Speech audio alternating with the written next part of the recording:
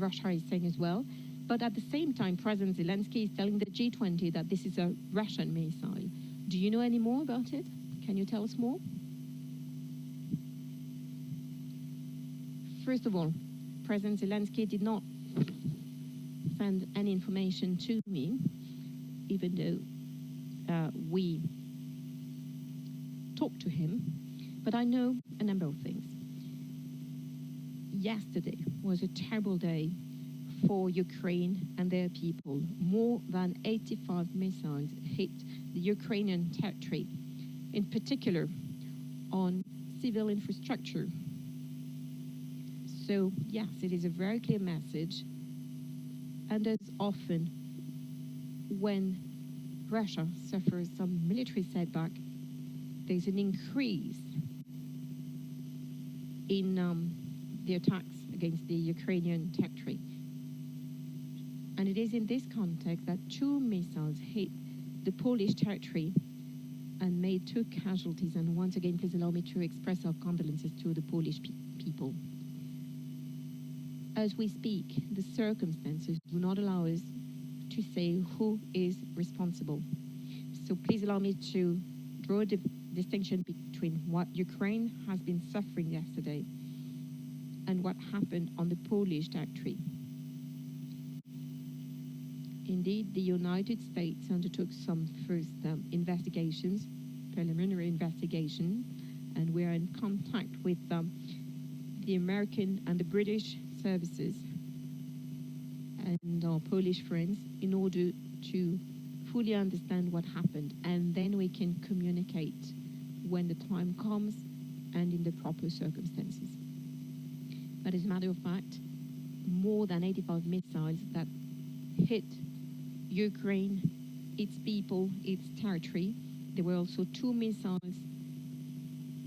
on the Polish territory, and we need to find out what happened. But as we stand, it is simply to express the solidarity with the Polish people as well. And it very much shows the risks of that situation. A question from AFP. Mr. President, you just referred to all of these massive strikes against Ukraine. Did you see that as a provocation on behalf of Russia, address sent to the main leaders, the leaders of the G20 who were meeting here? And do you still intend to call President Putin, and to that what effect? Well, I'm looking at the facts, and I'm not sure this is a provocation towards the G20 leaders. And no matter what is terrible in itself is the damage suffered, the suffering of the Ukrainian population. And we can very much see that since the counteroffensive led by Ukrainian Donbass has been successful, we can see the reaction of Russia. So like I said, for a number of weeks now, we see that civil infrastructures and populations are being targeted. But the fact that this happened during the G20 does not change anything when it comes to the seriousness of what happened. And it shall not either alter our willingness to build peace and gather everyone around the table. So once again, I would like to say that anytime France can be useful, we will continue to work to that end. Like I said, I spoke to President Zelensky, and we will continue to speak to Russia when necessary. And I see that there are more and more joining us in this respect. We need to do everything that we can to help Ukraine resist. And this is the reason why in a few days we will hold a conference in Paris to help Ukraine go through the winter and to rebuild their infrastructures. So we will help Ukraine resist and defend itself militarily and bear this war from a humanitarian point of view. At the same time, we always said that there would be a negotiated outcome to this war. And this is the reason why France continues and will continue to speak to Russia. Guardian, Russia and the Chinese presidents have both said they have. Mettre votre micro plus près que j'entende mieux. Sorry, the Chinese and Russian presidents have both said they have a partnership without limits. In your discussions with the Chinese president, did you urge him to set some limits in relation to Ukraine that go beyond him indicating he's not in favor of a nuclear escalation? And did you have any success in that endeavor? And related to that, do you think if China did say something more, it would have an effect on Russia? Je pense qu'il y a deux éléments clés pour la Chine.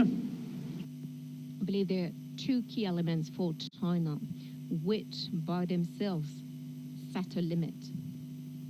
The first element is that if you look at our P5 statements in January, that is a statement by the 5 permanent members of the UN Security Council, including China. There was a strict condemnation of any nuclear attack. So this limit was set from an early point by China. Second, President Xi has always been very clear on that one. China is calling for peace. Lastly, if I look at the statements made by the Chinese president, there is a genuine attachment. And I know he is sincere. I know China is dearly attached to the Charter of the United Nations. And in it, there is compliance with territorial integrity and sovereignty. So for all of these reasons, I'm well aware that sometimes Russia is referring to nuclear with some sort of an ambiguity, and it is Russia that violated the territorial integrity of Ukraine. But we have these robust limits to our partnership with China and what Russia is doing. Mr. President reaffirmed to solidarity with the southern countries, food security, and the renewal of the Black Sea grain deal. Can you tell us more about this new initiative taken regarding fertilizers? Did you talk about energy? It is a heavy burden for southern countries. Next, you also met Paul Kagame on a number of occasions, and the situation is worsening in the east of Congo. What can France do for de-escalation? Regarding the first point on fertilizers, we have almost the same approach for fertilizers and for grain. What is urgent is that we make sure that gas and other components are made available so that fertilizers can be produced. We worked on that with the World Food Programme, with corridors, and we will keep doing it. Most fertilizers needed in Africa for their agricultural model. And I'm not blaming out for that because they're using less than we are in Europe. We have a strategy to phase out these fertilizers, and we cannot ask Africa to do more than we do.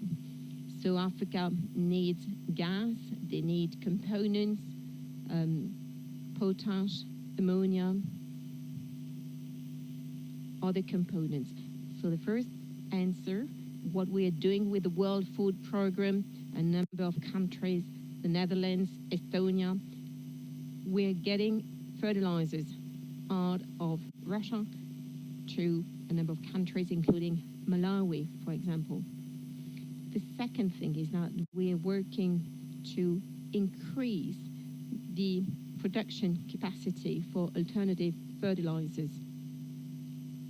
So we are mobilizing financing to that effect so that in the short term, Africa can produce more and reduce their dependency towards Russia. And the third element is that we're willing to help Africa to produce more, including sustainable fertilizers on their continent, not using natural gas. And they're different models. So this is very much comparable to what we did with vaccines. It is about setting up hubs in Africa and help them consolidate their own production. You have capabilities in Morocco, Senegal, Nigeria. So yesterday we decided, together with the African Union, the IMF and the World Bank, to map the needs in the short and middle term and to map our financing capacities so that we can put in the necessary money together with the IMF and the World Bank. So fertilizers are not just about the issue of energy, but you mentioned energy. And in this respect, most African countries are deeply affected by the cost of energy. This is impacting their production model. This is impacting their budgets because they have to protect their populations against this shock. This is the reason why we need to scale up when it comes to financing Africa. They're using their state budgets to resist the crisis. Somehow they're doing the same as what we're doing, but they are much more fragile financially. And this is very much in relation to the initiative I referred to earlier. As to the situation in the east of the Democratic Republic of Congo and the tensions with Rwanda, like you said, in the margin of the UN General Assembly, I gathered both presidents, Kagame and Tshisekedi, and I also thanked those who contributed to sorting out the problem. And there is the Nairobi process that we support. So what we're trying to do together with the United Nations and under the auspices is to try and contribute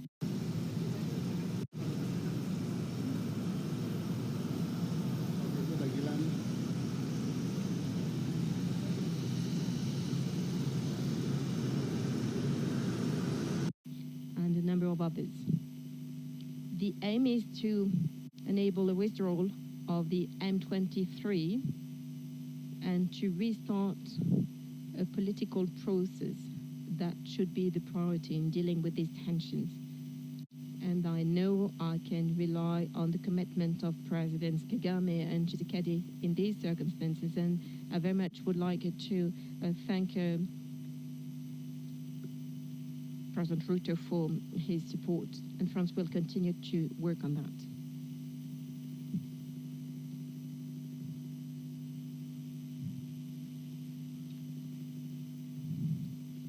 Two more questions, including Iran, because I promised. Mr. President, sir, like you said from the very beginning, France was in favor of a negotiated outcome to the conflict in Ukraine, and France was criticized for that because a number of countries considered it was not the right thing to do, to talk to Putin. And now, after all of these meetings in the margin of the G20, do you feel you're making progress on this stance, and that the possibility of a negotiated outcome is being supported by more countries? I have the feeling that this is the only outcome that can be supported by the entire international community. It is the only possibility. And I'm very pleased that a number of countries sent across some very clear messages to that end. They are nonetheless, of course, supporting Ukraine, but also saying that at some point in time, we will have to reopen the negotiations. But the path to negotiation is fully compatible with resisting. And this is what has to be combined. Ukraine has to resist. They're being extremely brave with the international support, in particular that of the United States and and Europe. We commend their courage. They probably would have been defeated without all of this support. They're fighting for their own right, but also for us. So this is the priority, resistance of Ukraine. But at some point in time, we also need to work in favor of the negotiations. And I think we probably achieved some progress, and there's probably a greater consensus in this. It is a willingness to speak to everyone, to make a clear choice, and to say that even though the war is raging and even though we're not parties to the conflict, we should prepare for peace. We have the United States of America, the United Kingdom, Germany. We're all talking about it, but I also mentioned it and talked about it with Prime Minister Modi, President Erdogan,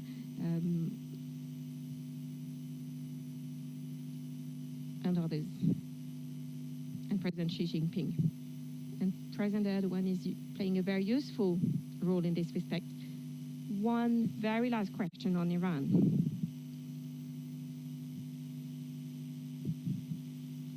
Time is Alireza Mohebi from Iran International TV. Recently, you met a delegation of prominent exiled Iranian women and human rights activists and praised women's revolution in Iran, which was really warm welcome by the Iranian people.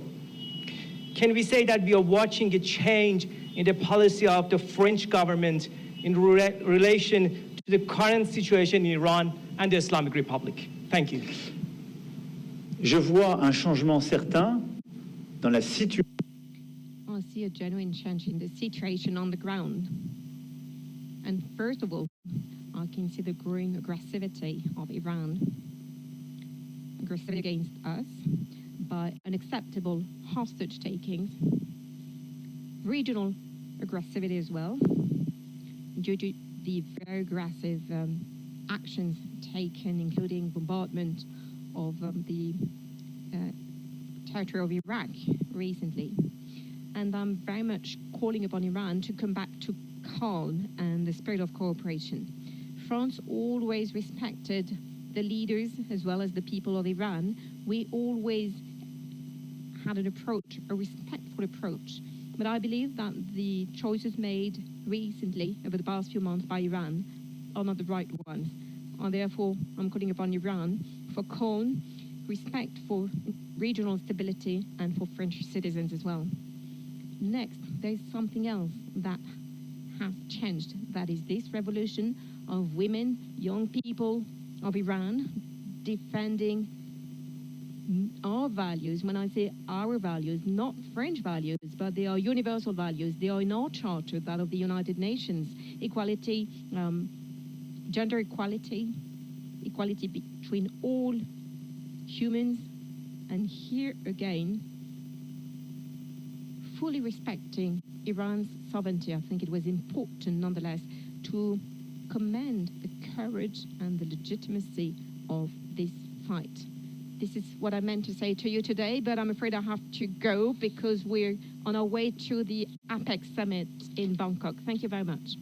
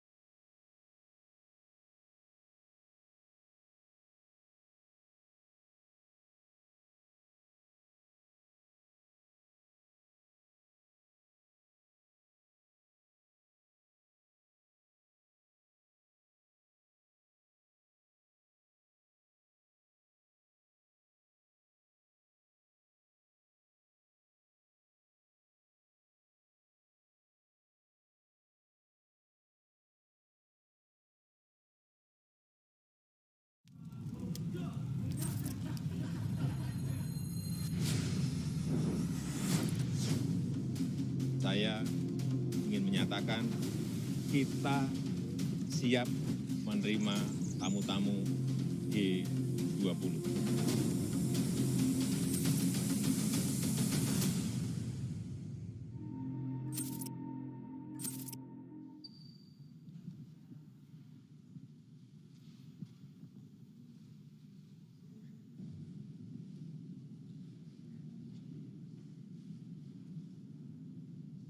Sekali lagi saya ingin menyampaikan selamat datang di Bali Presiden Xi Jinping, dan senang sekali dapat menyambut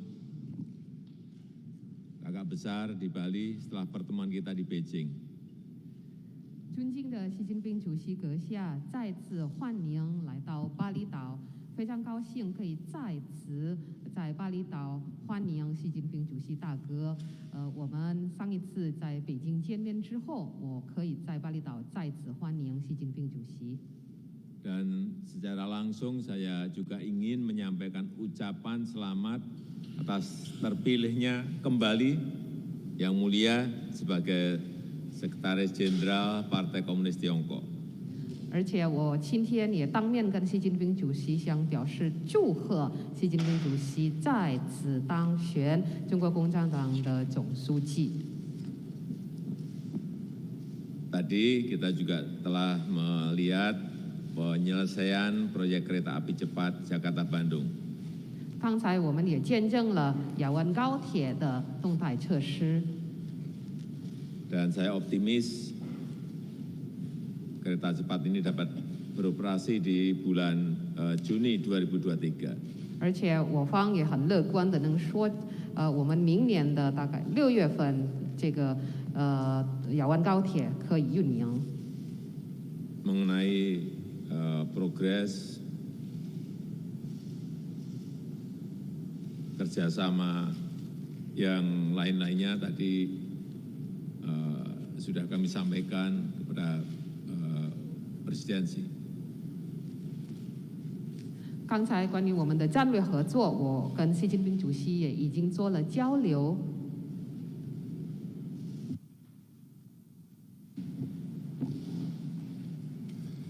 我很高兴做和总统先生举行会谈。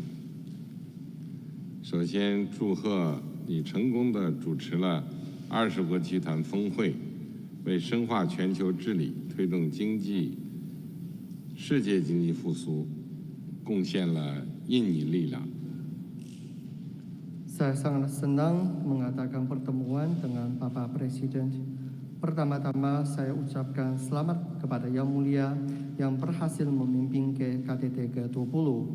Presidensi negara Bapak telah menyumbangkan tenaga khas Indonesia dalam hal memperdalam tata kelola global serta mendorong pemulihan ekonomi dunia. 3个多月前，你访问北京，成为新冠肺炎疫情发生之后，中方单独接待的首位外国元首。我将印尼作为中共20大后首访国，彰显了中印尼关系在各自对外政策中的重要地位。 3 bulan yang lalu, Yang Mulia berkunjung ke Beijing sebagai pemimpin negara sahabat pertama yang diterima pihak Tiongkok secara tersendiri sejak pandemi COVID-19 merebak. Saya memilih Indonesia sebagai negara pertama yang saya kunjungi setelah Kongres Nasional ke-20 Partai Komunis Tiongkok selesai. Hal ini membuktikan posisi penting hubungan Tiongkok-Indonesia dalam kebijakan luar negeri kita masing-masing.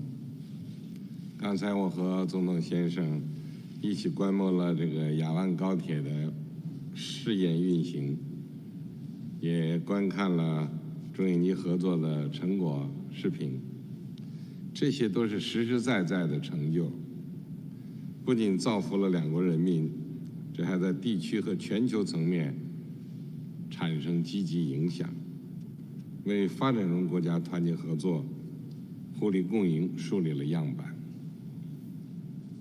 Tadi saya dan Bapak Presiden bersama-sama menyaksikan uji coba operasi kereta cepat Jakarta-Bandung. Kita juga menonton video tentang hasil kerjasama strategis antara Tiongkok dan Indonesia.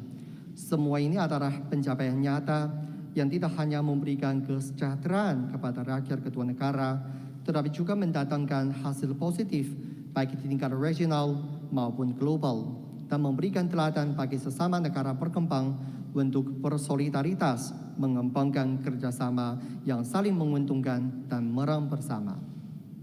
我愿同总统先生深入进行战略沟通，共商双边关系发展大计，共同擘画中印尼命运共同体蓝图。希望中印尼携手实现两国各自的100年奋斗目标，共同促进人类和平与发展事业。 Saya bersedia melakukan komunikasi strategis secara mendalam dengan Bapak Presiden untuk bersama-sama mendiskusikan bagaimana mengembangkan hubungan bilateral ke depan dan merancang cetak biru pembangunan komunitas senasib sepenanggungan Tiongkok-Indonesia. Diharapkan bahwa Tiongkok dan Indonesia dapat bergandengan tangan dalam mewujudkan tujuan pembangunan 100 tahun masing-masing dan bersama-sama mempromosikan misi umat manusia demi perdamaian dan pembangunan. Terima kasih Yang Mulia. Tadi saya lupa satu mengenai bidang kerjasama vaksin dan kesehatan. Di awal Oktober yang lalu, saya telah meresmikan pabrik vaksin COVID-19 berbasis mRNA pertama di Asia Tenggara milik PT Etana Biotechnologies yang